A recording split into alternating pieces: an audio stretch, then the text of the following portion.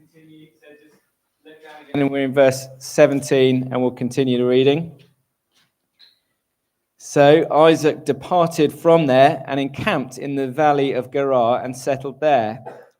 And Isaac dug again the wells of water that had been dug in the days of Abraham his father, which the Philistines had stopped after the death of Abraham. And he gave them the names that his father had given them. But when Isaac's servants dug in the valley and found there a well of spring water, the herdsmen of Gerar quarreled with Isaac's herdsmen, saying, "The water is ours." So he called the name of the well Esek, because they contended with him. Then they dug another well, and they quarreled over that also. So he called its name Sitnah. And he moved from there and dug another well, and they did not quarrel over it. So he called its name Rehoboth, saying, "For now the Lord has made room for us, and we shall be fruitful in the land." From there he went up to Beersheba, and the Lord appeared to him the same night and said, "I am the God of Abraham your father. Fear not, for I am with you and will bless you and multiply you, your offspring, for my servant Abraham's sake." So he built an altar there and called upon the name of the Lord and pitched his tent there. And there Isaac's servants dug a well. When Abimelech went to him from Gerar with Ahusath his advisor and Phicol the commander of his army, Isaac said to them, "Why have you come to me, seeing that you hate me and have sent me away from you?" They said, "We see plainly that the Lord has been with you." So we said, "Let there be a sworn pact between us, between you and us, and let us make a covenant with you that you will do us no harm, just as we have not touched you and have done to you nothing but good and have sent you away in peace. You are now the blessed of the Lord." So he made them a feast, and they ate and drank. In the morning they rose early and exchanged oaths. And Isaac sent them on their way, and they departed from him in peace. That same day Isaac's servants came and told him about the well that they had dug, and said to him, "We have found water." He called it Sheba. Therefore the name of the city is Beersheba to this day. When Isaac was 40 years old, he took Judith, the daughter of Beeri the Hittite, to be his wife, and Basemath, the daughter of Elon the Hittite, and they made life bitter for Isaac and Rebekah. I'm going to be looking in a bit of detail at that, so please keep that open in front of you, and there's some headings on the inside of the service sheet, which will be a help to you. I wanted to begin with this question, which is this: how good a Christian do you need to be? I don't mean how good a Christian do you need to be saved. Lots of us will be clear on that question, and we all hopefully know the story of the thief who was on the cross next to Jesus, and in his dying breath he cries out for mercy, and he's assured of paradise. And I think that's a great comfort to us. We know there's no kind of merit to our salvation. But what I mean is how good a Christian do you need to be in order to enjoy God's presence and blessing and power in our lives day by day? How good a Christian do we need to be useful to God in our lives? Every August, we stop our small groups and we do kind of historical biographies, and we look at great heroes of the faith, people like Helen Roseveare or William Wilberforce, and it's very inspiring, and we see the examples they set us. But I think I'm not alone in coming away from some of those sessions thinking, wow, these are great giants of the faith. I wonder what my little Christian life looks like in comparison to theirs. You know, are we just kind of subpar and inadequate in comparison to the heroes? And today, this whole chapter 26, is considering not one of the high flyers of the faith, but a very ordinary person called Isaac. You probably know his father, Abraham. He really is one of the heroes of the faith. He's a giant. He has 14 chapters in Genesis devoted to him, whereas Isaac basically just gets this one chapter. When you get to the New Testament, in Hebrews 11, there's a sort of hall of fame, hall of faith, really. And Abraham has 12 verses, and predictably, Isaac just gets the one. But it's not just the space that's devoted to them. It's also that Abraham is kind of famously heroic. This is one of the moments you might think of. He was prepared, wasn't he, to sacrifice his only son. out of his total devotion to God. Although actually God didn't want him to go through with it. He just wanted to see whether he would. But today, as we look at the life of Isaac, what we're going to see, and these are the two headings, is this. Though we may not be an Abraham in terms of our heroic faith, number one, God's promises are the same. And number two, his promises are secured by another. And I'll explain more about that when we get to it. But let's look at point one. Though we may not be an Abraham, God's promises are the same. Now, we're going to look in detail at the promises. They're there in verses 3 to 5, and how it is that God keeps these promises right across the chapter.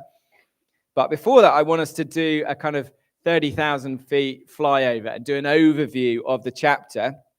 And especially I want to see why it is that even though, this is a chapter about Isaac, I've been talking already a lot about Abraham. And that is because the passage is very interested in Abraham. And let me show you that. In fact, Abraham, he's dead. He died in the last chapter. But somehow he still manages to creep in to verse 1, and then verse 3, and then verse 5, and then verse 15, and then verse 18, and then verse 18 again, and then verse 24. So this guy, he's died in the last chapter, and he's still 7 times in this chapter. You really feel like, if this is the one chapter that Isaac gets to shine, and even in this chapter, he's constantly in his dad's shadow. And what's more, as we read about the events of this chapter, what we're going to see is that every event that happens in Isaac's life here echoes a similar event which we've already come across in the life of Abraham. And not only the similar events, but in the same order. So let me show you that. Here's an overview of Isaac's life in this chapter. You'll see the verses running down the left. And then there's his dad, Abraham. And our chapter begins, doesn't it, verses 1 to 6, with Isaac receiving God's call and God's promise. That's how it all begins for Isaac. And if you know the story of Abraham, this will be an echo for you, because the same thing happens famously in chapter 12, where Abraham receives the call of God and sets out obeying God's voice, and he receives the promise. And then immediately after that, there's what I've called in verses 7 to 11, the sister fib episode. A fib is a lie. And that is where Isaac lies about his wife, and he pretends that she's his sister in order to avoid anyone bumping him off so that they could seize his wife. And it's definitely questionable behavior. But despite his sin, God intervenes and he protects his wife and he protects him. And sure enough, you probably know that is exactly what happened in Abraham's story, and at the right moment in Abraham's life as well, in chapter 12, straight after the call of God. Then, going back to chapter 26, where we are, God provides for Isaac, and he provides so abundantly that the Philistines are envious, and there's a quarrel with Abimelech and the other Philistines in verses 14 to 22. And each time there's a quarrel, Isaac backs down and he moves on rather than causing trouble.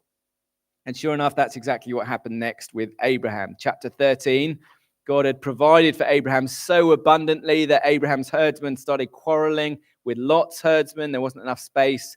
Abraham backed down, and Abraham offered Lot whichever part of the land he desired. And Abraham agreed to take whatever was left. So you can see the pattern that's starting to develop. Everything that happens in Isaac's life has already happened in the same order with his dad. So then God appears to Isaac in 23 to 25, and God reassures him, and Isaac offers a sacrifice to God, and predictably, same thing happened in Abraham's life. God appeared to him in chapter 15, reassured him, Abraham offered a sacrifice. You can see the pattern. Then finally in our chapter, the very foreigners who had been so angry and hostile against Isaac, they begin to recognize that God is with Isaac. And they approach him and they say, look, we don't want to be against you. We want to be with you. And they make a covenant with Isaac. And there's the guy who does it is a guy called Abimelech. And the place where he does it is a place called Beersheba. And even if you hadn't picked up all the other little echoes, I think this echo is impossible to miss, partly because there's a similar episode. Some foreigners come up to Abraham and say, we can see God is with you. We want to be with you, not against you. But the person who does that in Abraham's life has the same name. he's also called Abimelech.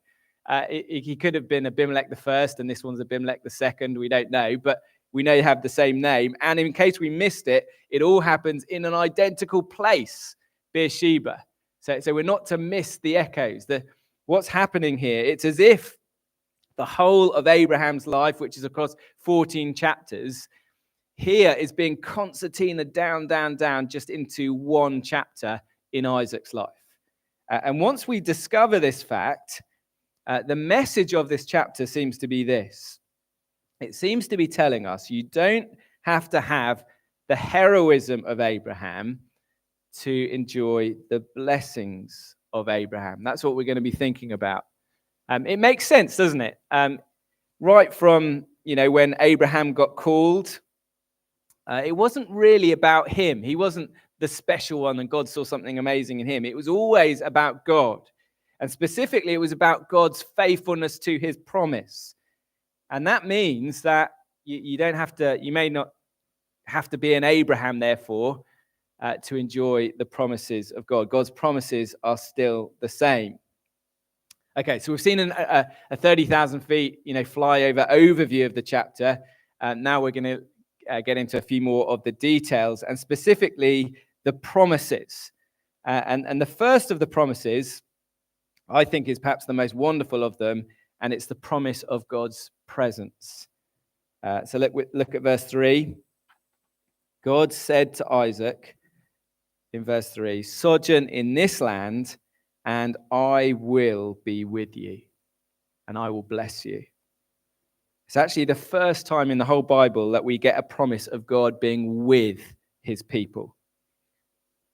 And in the context, it's an assurance of God's presence with them to protect them and to provide for them, to be with them for the long haul. So God's saying to Isaac, I get why you're feeling fearful. The famine, verse 1, is very serious. I know you're desperate to find food and safety for your family. But I'm telling you to stay here in Philistine territory, and I'm promising you I'm your guy. I've got your back. I'm with you. I'm going to get you through this. And of course, this is how this promise gets reinforced again and again in the Bible. It becomes a very precious promise to the people of God. So famously, later in the Bible, Joshua is told, Joshua, I want you to be strong and courageous. Why? Well, you can do that, for the Lord your God will be with you wherever you go. So there's every reason why Joshua might be terrified, heading out to fight giants in the land. Joshua, you don't need to be terrified because God is with you. Do you see the point? And the most famous psalm in the Bible, Psalm 23, David says, even though I walk through the valley of the shadow of death, I fear no evil. Why, David? Why don't you fear any evil? Same point. For you are with me. This is the great promise. It eradicates fear. I've called this before the Gruffalo principle. You've probably heard it before from me. But the idea, if you've read the Gruffalo, is that if you walk through the forest, there are real threats. There are owls, there are foxes, there are snakes. But of course, if you walk through the forest with the Gruffalo, there is nothing and no one left to fear. You are totally safe and secure. And you and I need to let this principle seep into our souls. This is the difference it makes having Jesus in our lives. Jesus came to be Emmanuel, God with us. His final promise before he ascended was this: I am with you always to the very end of the age. And that means that whatever kinds of obstacles, threats that we currently face, and I don't want to belittle those, there's real things that make us scared, financial fears. There are health fears for some of us, relationship fears, fears of being labeled or hated for our faith. And these are real troubles. And yet God's word to us is the same as it was to Isaac in verse 3. I will be with you. We just sang that. I will be with you in trouble to bless. And that really is a game changer for our lives. It means that we can feel the fear and do it anyway. It means we can live confidently going through the darkest valley, even through death itself, because we know the one who is with us is stronger. So that's promise number one. And actually all the other promises, I suggest, flow out of that one. And the next one is the promise not of presence, but of protection. Isaac knows that all the promises God made to his dad are now his. And he begins quite well. He obeys God's call in verse 3, just like his father did. This call is to stay in the land. But when the first real threat to trusting God comes, this is in verse 7, and he discovers his wife might be in danger, what does he do? Well, he bottles it, and he lies to protect her. And yet, even so, as we've already mentioned, the Lord comes through and the Lord provides protection for Rebekah and for Isaac in verses 8 to 11, just as he had done previously, twice actually, in Abraham's life, where we get these sister fib episodes. Next, we see God keeping his promise, not just of protection this time, but also of provision. He provides for him. So having survived this famine, because he obeyed God's call to stay in the land, the next thing we read in verse 12 is, verse 12, Isaac sowed in that land and reaped in the same year 100-fold. The Lord blessed him and the man became rich. And it turned out God was right. If Isaac stays in the land, the Lord's promise is to provide for him and then some. Because as so often in the Bible, when the Lord blesses, he does it not with a teaspoon, but with a fire hose. And Isaac has way more than what he needs. That's what he discovers here. And then finally, we see God keeping his promise of starting to fulfill his plan for the nations. So back in chapter 12, you remember, the people of God were called not to be buckets, but pipes. They were told that God's blessing was not to just come in them and end, but it was to overflow and then overflow and then overflow like one of these champagne fountains. And it was to go from them out and out to the nations of the world. And yet in verse 4, that same promise was then passed down to Isaac. That's the overflow. And in your offspring, all the nations of the earth will be blessed. And yet we read through the chapter and we don't see much evidence of it.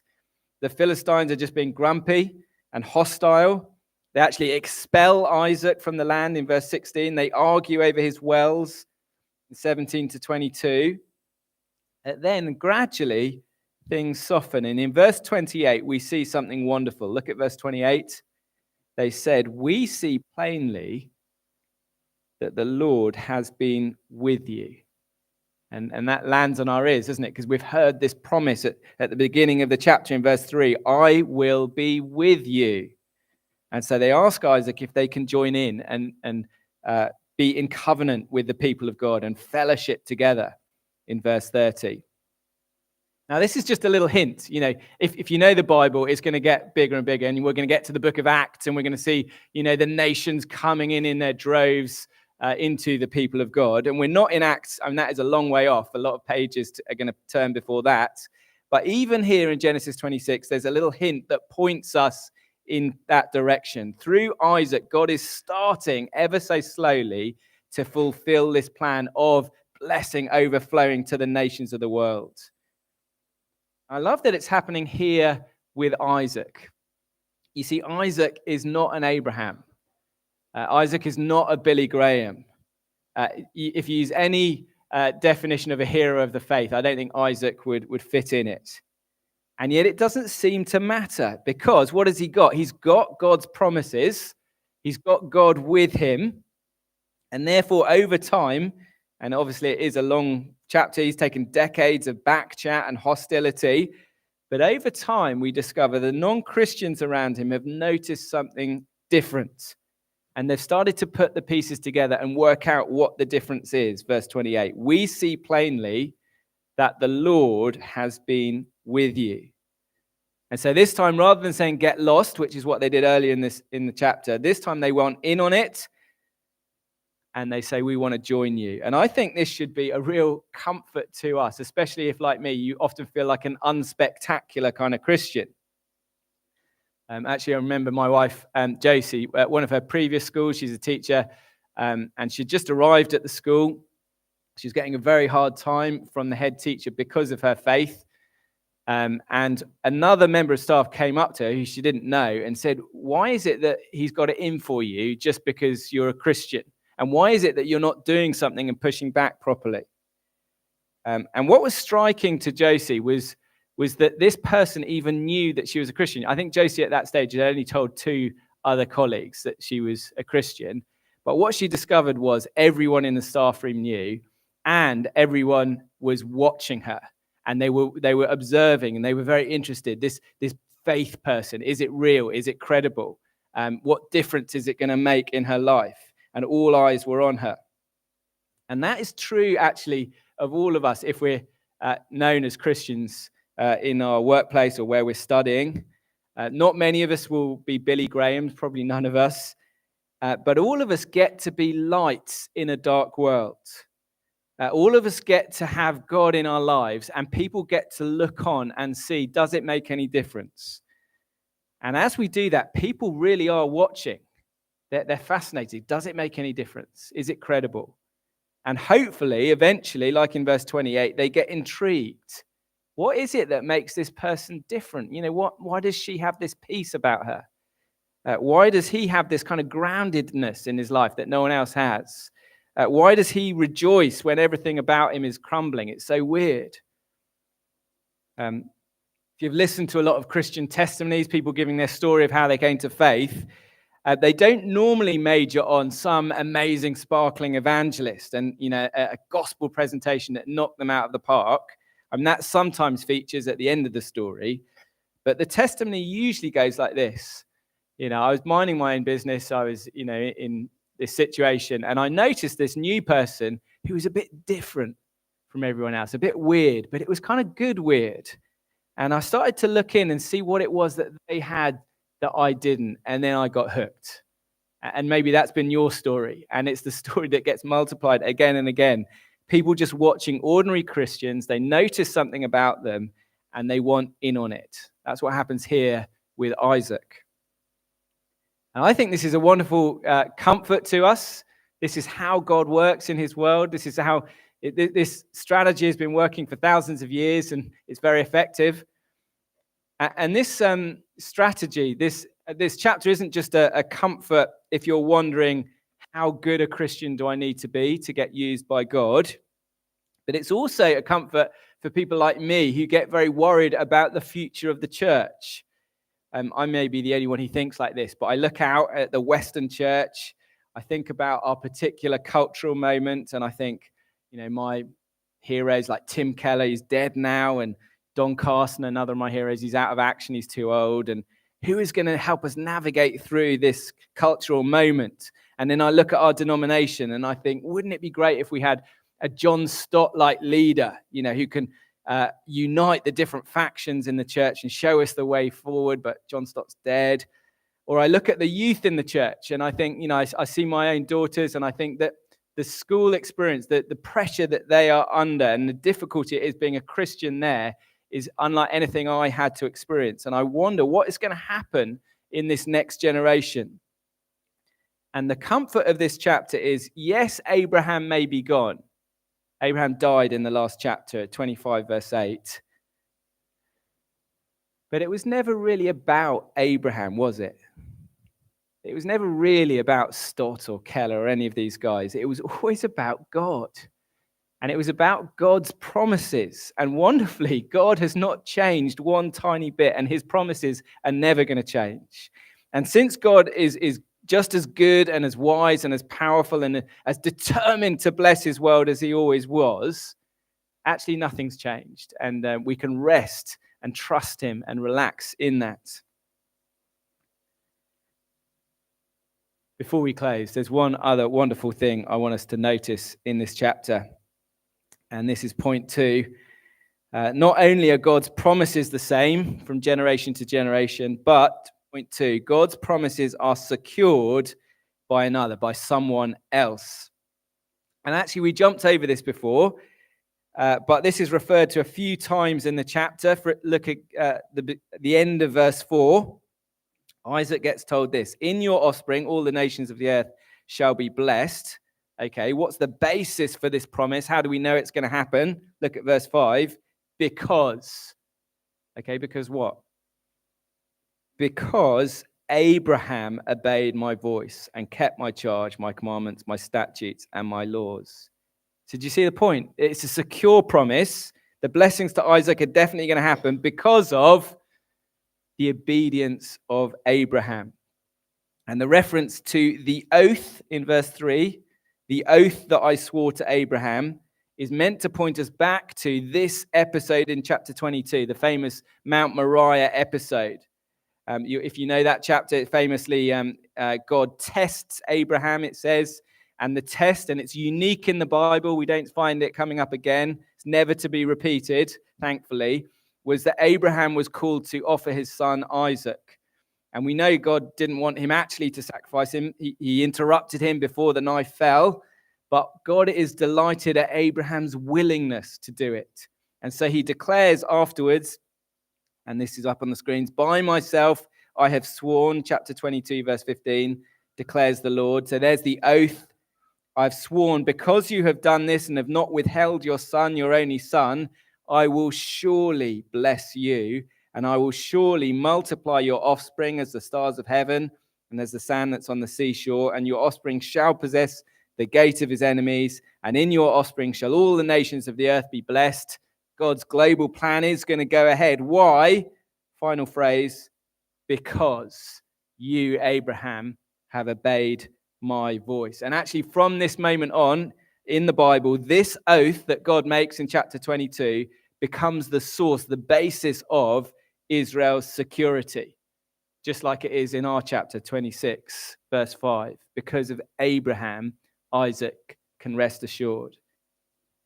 And of course, if you know how the Bible develops, you know that this pattern is put here right in Genesis to prepare us for what's going to come, to prepare us for a coming one who is the true man of faith, the Lord Jesus. And Abraham points us forward to a greater one who was also tested to the limit, and he passed with flying colors. And Jesus' testing was obviously much, much harder than Abraham's was. And for a start, Jesus' testing began from that moment that he came to earth. And it lasted not just a couple of days like Abraham, but it lasted Jesus' whole life, including getting worse and worse until this testing moment in the Garden of Gethsemane. And every day the question for Jesus was the same. Will Jesus trust? Will he obey the Father's voice, whatever the cost? Will he go that difficult path, the way of the cross?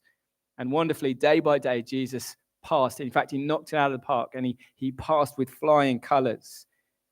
And that is why in the New Testament, Jesus' obedience is described in these words. This is Romans chapter 5. For as by the one man's disobedience, talking about our first ancestor, the many were made sinners. That's what plunged this whole world into misery. So, by the one man's obedience, the Lord Jesus Christ, the many will be made righteous. Isn't that beautiful? And if you can live and absorb this truth, I promise you it will be a game changer for your life. Because it means, as the heading says, that God's promises are now secure. They're safe. And they're not safe because of me and my patchy performance. How am I doing this week? Is it a good week, a bad week? They are secure through Jesus's perfect performance, which has already happened. My wife, JC, we met at university, and she has a memory which I don't have. But apparently, as she was going the week of her final exams, apparently I said to her, don't worry, Jesus has already passed the only test that matters. Just go in and enjoy it. I probably recycled it from somewhere else. But that line has become a sort of currency in our family. So now, one of the girls will say to another one, it's a spelling test today or whatever it is. Don't worry, Jesus has already passed the only test that matters. Just go in and enjoy it. And it's a great phrase to kind of grab onto, in exam season. I want to suggest it's actually a great phrase to grab onto every day of our lives. Jesus has already passed the test. Any test that matters in your life right now is already settled. This guy is Sidney Pollack. He's a director and producer. He created some amazing films like Out of Africa or Talented Mr. Ripley. And he died in 2008, age 73. And famously, as he was getting on in his life and he was old and he was sick and he was dying, he could not stop work. He was a driven man. And even when his family said, please, will you stop your work? You are shortening your life. We just want time with you before you go, before it's too late. And yet he couldn't stop. And this is what one newspaper article said was the reason. It says this: movie mogul Sidney Pollack says that although the grueling filmmaking process is wearing him down, he just can't, here's the phrase, he just can't justify his existence if he stops. And then Pollack explained, and here's the quote: every time I finish a picture, I feel I've earned my stay for another year or so. And then he has to do another and another. And obviously, this guy is an extreme example of us. But how many of us start each day basically thinking, I've got a lot to prove today. I've got to prove something to my parents. I've got to prove something to my colleagues. I've got to prove something to myself. I've got to prove something to God. I've got to show that I'm a success. I've got to show that I'm acceptable. And yet for the Christian, that whole way of thinking is in the past. It's gone. The Christian instead wakes up every day and says to themselves, Jesus has already passed the only test that actually matters. And just to let you in on this one, he aced it. He properly aced it. And that means that we can start each day. And obviously we still go into the test and do our best. We don't stay at home, but we do it for a different reason. We're not doing it to prove anything. We know our Father is already delighted in us. There's nothing that can change that. And so even if we are an ordinary Christian, I guess this is a lot of us in this room, we are Isaacs, aren't we? We're not Abrahams. Even if we are very ordinary, we can just go out each day and live joyfully for him. And that is a great privilege for us. I'm going to pause there, and I suggest in the quiet that we come to God in thankfulness, and that we ask for his help, that this truth would become embedded in us, that we would live out this truth day by day and rest in it. And then we will have our prayers in a moment. But why don't we do some business on our own before God?